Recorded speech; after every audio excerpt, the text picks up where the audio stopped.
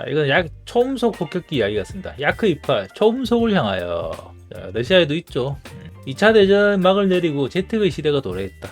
항공기는 음속에 가깝게 가속할 수 있었던 상황을 마주하게 되었고, 이 목표를 달성하는 데에는 긴 시간이 걸리지 않았다.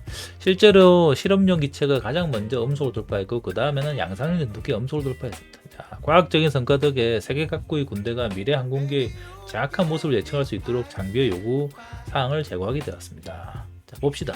렛츠고.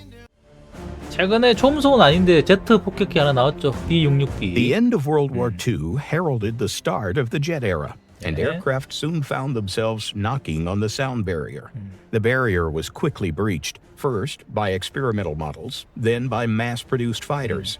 Scientific achievements forced the world's militaries to reconsider their requirements for vehicles 팬텀은 in hopes 진짜 of guessing the 명기야. correct 그러니까 미그 image of 20이라고 future 비슷한 느낌 aircraft. 같아요. 예. The Soviet Union's main jet bomber at the 상당히 time 괜찮은 기체 was the 같습니다. Il-28, a relatively fast plane with a typical design that featured two engines in nacelles. The Air Force decided to replace it 자, with an entirely new 폭격기에도 vehicle. 제트기 엔진을 달기 The task was 시작했다. assigned to the Yakovlev Engineering Bureau. The military officials originally wanted to put 얘는 extra 살짝 emphasis on the 옛날 bombing 막 capabilities.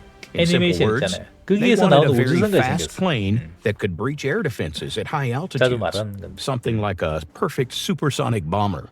However, it was soon discovered that this idea might actually lead to something greater.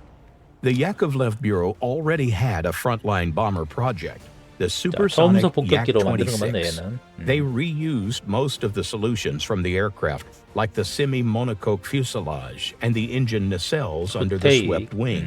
The engineers also reinforced the fuselage to improve its load 초음속 capacity. 넘어가려면 The work took 그 less than 2 years 공체 자체가 because 엄청 both of the test 튼튼해진다더라고요. units were 설계 built 개념이 upon the already 달라진다더라고요. 그 existing 충격받더라고요. prototype Yak-26 planes.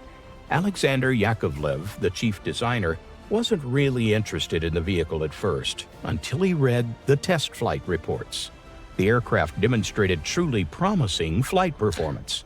The test flights were so good that the Bureau rushed the aircraft to the state 도장감이 trial 어떨지 좀 stage. 궁금하긴 합니다. As the result, one of the 타본 적 없어요, Yak-28s 이거. barely avoided a tragedy 뚫어 due to a 넣어놨겠죠. fuel line malfunction. Thankfully, the pilot 아. managed to land it outside the airfield. The actual 연료 trials 공급에 were 문제가 uneventful 생겼다. and ended well.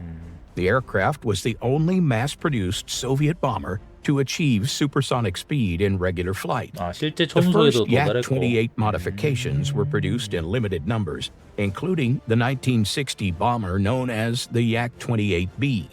Its main difference from the earlier models was the RPB-3 radar system. While that electronic device couldn't boast a high performance, it was one of the first radar installed on Soviet aircraft, which was enough to keep the plane in service. Other modifications of the Yak-28 were also made, including an 여기서 또 interceptor 개선형이 armed with 나왔어. guided missiles, an airborne topographic mapper, a reconnaissance aircraft, and even a 전자전 model 모델까지 with 나왔다. radio-electronic warfare 하긴 이 equipment. 플랫폼 하나 In 만들어 10 years, 놓으면 the 다양하게 쓰죠. versatile Yak was replaced with the Su-24. It was better in almost every 여객기로도 regard, 쓰고 from flight performance to 고비기로도 payload 쓰고 막 capacity. 그러잖아요. The plane became the main frontline bomber, still in service with many nations today.